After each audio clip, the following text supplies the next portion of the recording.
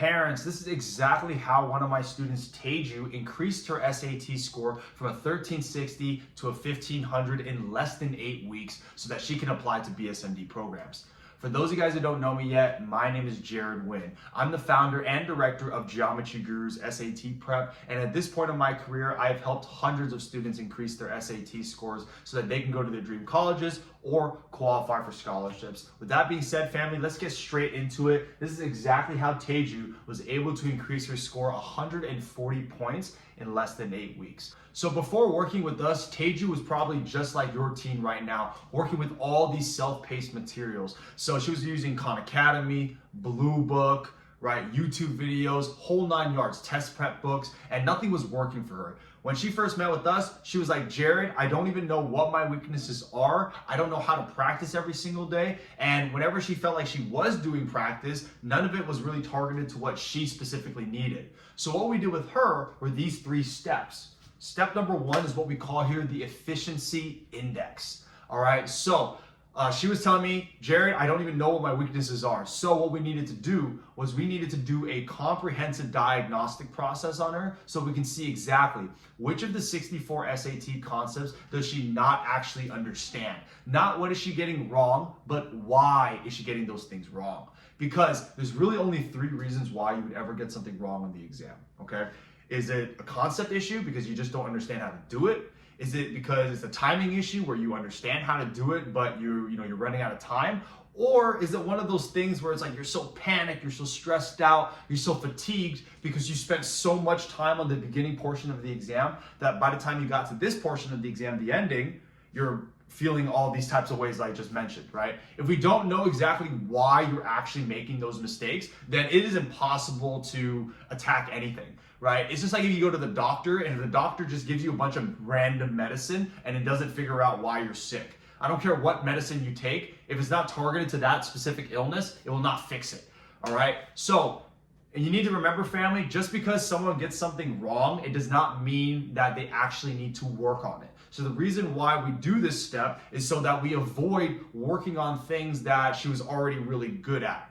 For example, she thought she had an issue with geometry because that was in the later part of the exam. But then when we took a deeper analysis into how long she was taking on these problems, we saw that she only had 20 seconds on average to do these problems, which is, on average for geometry, you needed like 60 seconds. So that was telling me that something else in the exam was eating up her time, even though she already understood how to do those geometry problems, right? So I found out the algebra section, she was actually spending 3 times as much time on the algebra section as she was on, for the rest of the exam. So by the time she got to the geometry, even though she understood how to do it, she was making silly mistakes or she was rushing or didn't have time and had to guess, right? But imagine if we had just kept on working on geometry when that really wasn't the issue.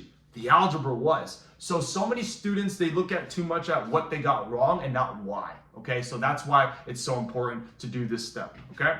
So step number 2 is what we call it here, the pressure protocol, okay? So once we understood which of the 64 concepts that Teju actually needed the most help in, now we gave her real SAT problems that mimicked the same types of problems that she was not understanding, except we made them timed and slightly harder than the real thing. Now the reason why we do that is for 2 reasons. Number 1, right? Of course, we needed to teach her the concepts, the strategies, the techniques of everything that she didn't understand how to do. But we needed to make sure that we did it in a test-like environment that is slightly harder than the real SAT. So that way, when she sees it on the real exam, she's just like, okay, yeah, I've done this a million times. It feels like nothing to me, okay? And also, we want to make sure as well that we're validating the weaknesses, okay? Because the pressure protocol by design is supposed to make it so that it stress tests the weaknesses and proves whether or not, hey, is this a real weakness or is it just a weakness on paper? Jared, what do you mean by that? Let me show you an example. For Teju, let's say, for example, we saw that she got this specific concept wrong on the exam, right? But then during the pressure protocol, we're seeing that even when we up the difficulty and we decrease the amount of time she has for the problem, for those similar types of problems, that she was actually performing very well. She was getting those problems correct. She wasn't making silly mistakes. She knew how to do those problems. So even though she got it wrong on the exam, does that mean it's a weakness? No, because she actually understands how to do it. Something else probably caused her to make that mistake, right? But again, so many students would just see, hey, I got this wrong, and then they'll just go ahead and just spam a bunch of problems that look just like that problem, okay? On the contrary, let's say, for example, you got something right on the exam, but then during the pressure protocol, you're getting it wrong over and over again. Even if you got it right, is this a strength? No, that's a weakness, right? So that's why it's so important to do step number 1 and step number 2, to not just diagnose the weaknesses initially, but to validate them as well, okay? Step number 3 is what we call here simulate success, okay? So now, so many students, what they do is that they work with materials or they work with tests that are just way too easy for them in comparison to the real thing. So what happens is that they go into the real thing and they use like the College Board Blue Book, or they'll use a bunch of tests they found online, and then they'll just completely comply. So what happens is, their score comes back 100 points worse than what they were expecting, and they're really discouraged, they're unconfident, really upset about their score, and they never want to try again. And even if they do try again, they have this lingering message in their brain saying, oh, it's not possible, right? So what we do here is that we work with tests that are slightly harder than the real SAT, so that way, Teju, when she went into her SAT in December, she knew exactly what she was going to be scoring, but when she walked in. Now, the other reason why we did this is because it built her mental stamina, right? It's impossible to build stamina without just doing the test, unfortunately, right? So we had to make sure that she was able to do enough tests that are slightly harder than the real thing, so that not only she knew what she was going to score when she was going in, but also to train her brain to be used to that type of endurance, okay? Now, most importantly, Teju was extremely consistent.